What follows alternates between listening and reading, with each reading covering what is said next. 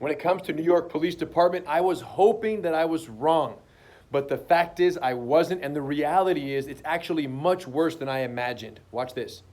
A new city bill, which the department unsuccessfully advocated to amend, makes it a misdemeanor the acts of sitting, kneeling, or standing on the chest or back of a subject in a manner that compresses the diaphragm. I cannot kneel on the subject's back. I cannot sit on the subject's back. I cannot kneel on the subject's chest. I cannot sit on the subject's chest.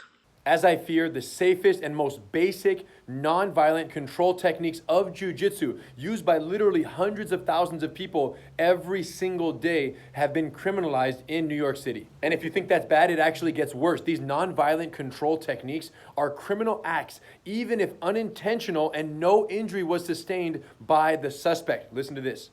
These acts are defined by the new law as criminal acts, even if an act was unintentional and no injury was sustained by the subject.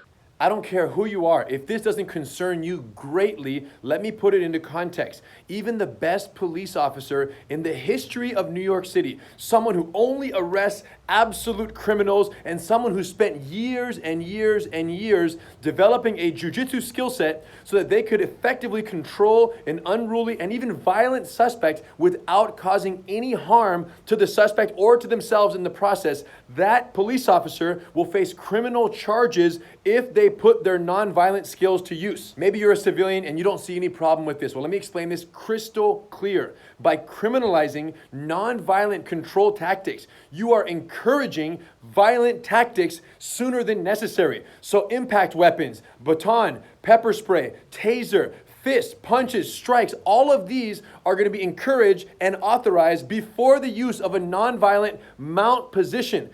Listen, you guys, if I was going to get arrested, I would rather be arrested 10 times to 1 by an officer who knows jiu-jitsu, knows how to control someone non-violently, than the officer who is so fearful of using these non-violent control tactics, so fearful of touching someone's diaphragm, that they instead go to a taser or prematurely to a firearm in order to control someone during an arrest. Now, there are some good measures in this bill. But this one in particular, regarding the elimination of the most basic nonviolent control tactics, is an absolute disaster. But it shouldn't come as a huge surprise to any of us.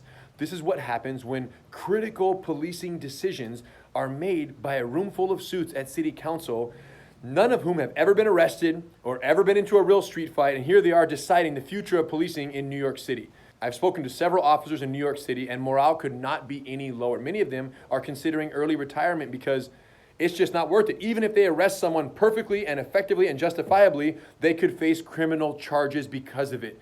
So this is it, you guys. I guess the only good news in all of this is that this law has only passed in New York City. So if you're a police chief, if you're a street cop, if you're a civilian anywhere else in the world, you should be doing absolutely anything in your power to make sure that this particular policy does not pass in your community. Because if it does, it's a disaster for everyone.